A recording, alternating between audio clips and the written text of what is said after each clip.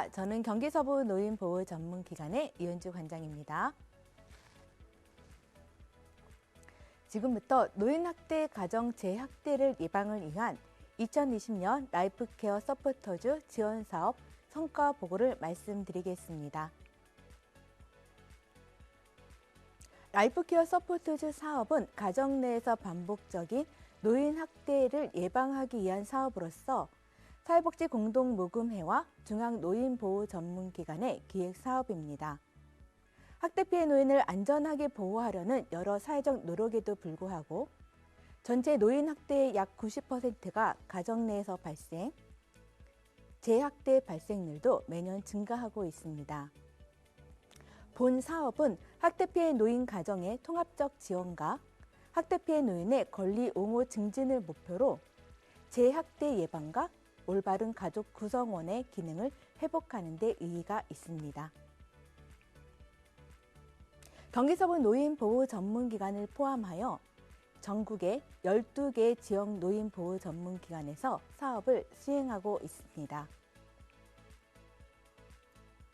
다음은 2020년 경기서부 노인보호전문기관의 구체적 사업 내용입니다. 라이프케어 서포터즈 사업은 재학대를 예방하는 사후관리 전문 인력을 말하며 수행 방법으로는 라이프케어 서포터즈가 가정으로 찾아가 정서안정 프로그램을 제공하고 사후관리 전담 사회복지사는 지역사회 네트워크 구축 및 맞춤형 서비스 연계 등 고위험군 학대 피해 노인 가정 사후관리를 지원합니다. 사업의 기간은 2020년 3월 1일부터 2021년 1월까지 진행하였으며 대상으로는 재학대 발생 고위험군 가정 중 서포터즈 참여 동의한 26가정의 학대 피해 노인, 학대 행위자, 그리고 그 가족입니다. 사업비는 약 5천여만 원입니다. 다음은 본 사업 참여 피해 노인의 학대 유형입니다. 26가정의 피해 노인 44%의 노인은 신체적 학대와 53%의 노인은 정서적 학대를 경험하였으며 이는 전국 가정 내 발생 학대 유형과 비슷한 통계로 조사되었습니다. 다음은 피해자 성별입니다.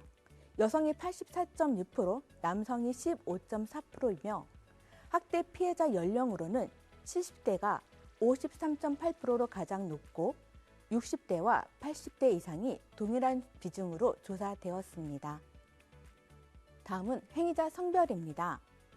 남성이 88.5%, 여성이 11.5%이며 행위자 연령으로는 70대가 26.9%, 40대가 23.1%이며 50대와 80대 이상이 15.4%로 동일한 비중으로 조사되었습니다.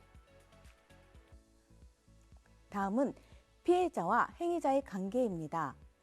2020년 경기도 학대 행위자의 관계에서는 배우자와 아들이 비슷한 비중으로 조사되었으나 본 사업 참여 피해자와 행위자와의 관계에서 즉 재학대 집단군에서는 배우자가 53.8%, 아들이 38.5%로 조사되었습니다.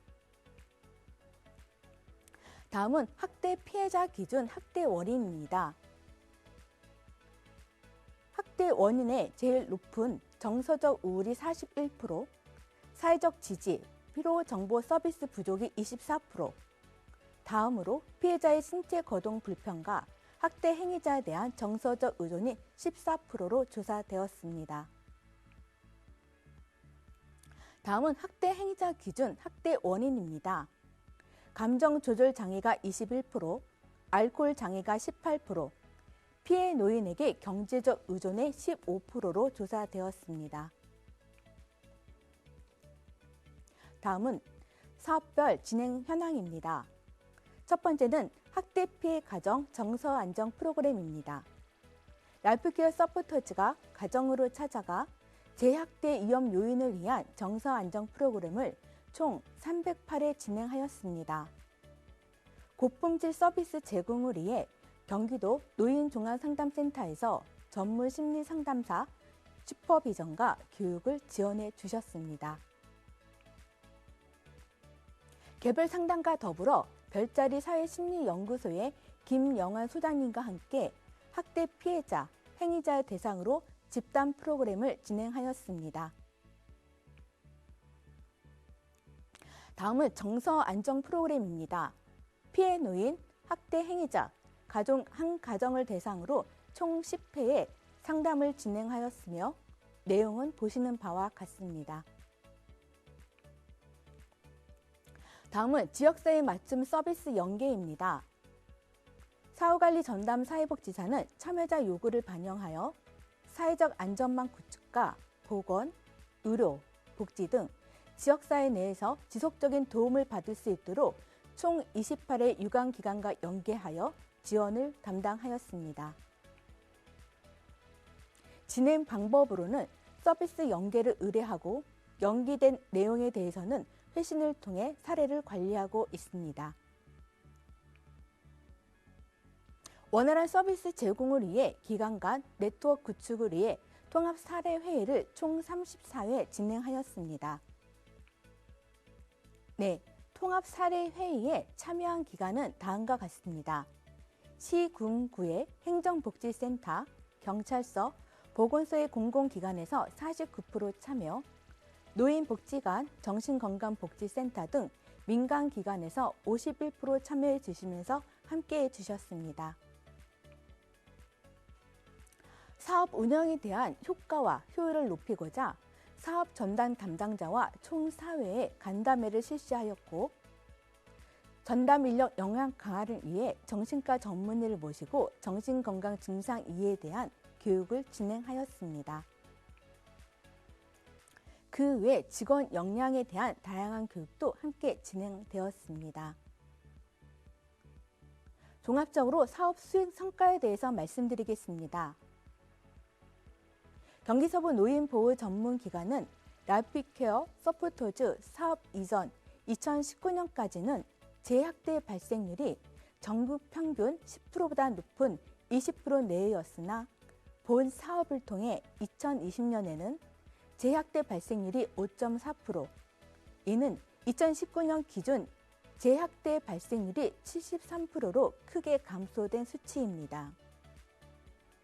이러한 결과는 기존 한시적 모니터링 수준을 벗어나 사후관리 전담 인력을 배치하고 통합적 지원을 통한 사업의 효과이다라고 말씀드릴 수 있습니다.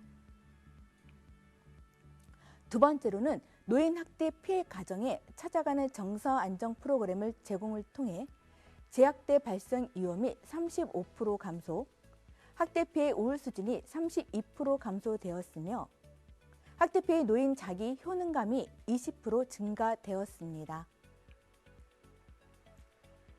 다음으로 학대 행위자 다수가 조현병, 알코올 중독, 중증 치매 등 장기간 치료와 돌봄이 없는 환경에서 생활하고 계십니다. 상담 횟수 2, 3회 이내로 긍정적 변화를 가져오는데 시간적 한계가 있습니다. 그러나 학대 행위자 중 54%가 60대 이상의 노인을 고려한다면 향후 정신과적 문제 이해 및 훈련을 받은 노인 전문 상담가와 사후관리 전담자가 지속적으로 사후관리를 통해 행위자 분노 조절 감소와 학대 피해 노인과의 관계 회복, 그리고 심리적 복지감이 증가되리라 기대합니다. 결론 및 재원을 말씀드리겠습니다. 본 사업은 2022년 1월에 종료됩니다. 향후 가정 재학대 예방을 위해 두 가지를 제안드립니다. 첫 번째는 재학대 고령 가정 대상 찾아가는 정서안정 심리상담 서비스 제공이 필요합니다. 보시는 바와 같이 재학대 가정 피해자의 원인의 첫 번째는 정서적 우울입니다. 학대 피해자 노인 정신건강 및 우울로 인한 노인학대 발생 예방을 위한 사후관리로는 노인 전문 심리상담사가 가정으로 찾아가 학대 위험 요인 감소 및 우울 수준 향상을 위한 서비스 제공으로 노인학대 발생을 예방할 수 있습니다. 두 번째로는 사후관리 전담 사회복지사 배치가 필요합니다. 사회적 안정망 구축 및 서비스 연계를 통해 피해자에게 필요한 정보를 제공하고 맞춤형 서비스 연계로 재학대 위험이 발생했을 경우 스스로 외부 기관의 도움을 요청하는 등 실질적으로 학대 상황에 능동적으로 대처함으로써 재학대를 예방할 수 있습니다. 마지막으로 찾아가는 정서안정심리상담은 노인 문제에 대해 전문적인 지식과 정신적인 상담, 훈련 및 임상 경험을 갖춘 상담자 역할이 매우 중요합니다. 2021년 4월 19일 YTN 방송에서 경기도 24시간 어르신 상담 서비스 시행에 대한 내용이 발표된 바 있습니다. 여기서 경기도 노인종합상담센터와 경기도 내 지역 노인보호 전문기관은 협력기관으로 되어져 있습니다. 사업의 효과를 높이기 위해서는 경기도 노인종합상담센터에서는 노인학대 고위험군 가정의 정신건강상담 및 사례관리가 가능한 전문 인력 양성과 보수교육 지원이 필요하리라 생각됩니다. 노노학대의 증가는 자녀의 관계 단절, 길어진 노후로 돌봄 문제 갈등으로 학대가 매년 증가하고 있습니다. 정부는 노인학대 예방을 위해 노인복지법을 개정하고 사후관리 서비스 강화에 집중하고 있습니다. 이제는 노노학대 예방을 위해 학대를 경험한 노인들이 지역사회 내에서 통합돌봄 체계를 통해 지역 공동체가 함께 노인을 부양하는 정책 마련이 필요합니다. 행정기관과 도의회 여러분의 많은 관심과 지지를 부탁드리며 경기도민이 행복한 돌봄 기본권이 실현되도록 함께해 주시길 바라겠습니다. 이상으로 경기서부 노인보호 전문기관의 사업 성과를 마치겠습니다. 함께해 주신 여러분 감사합니다.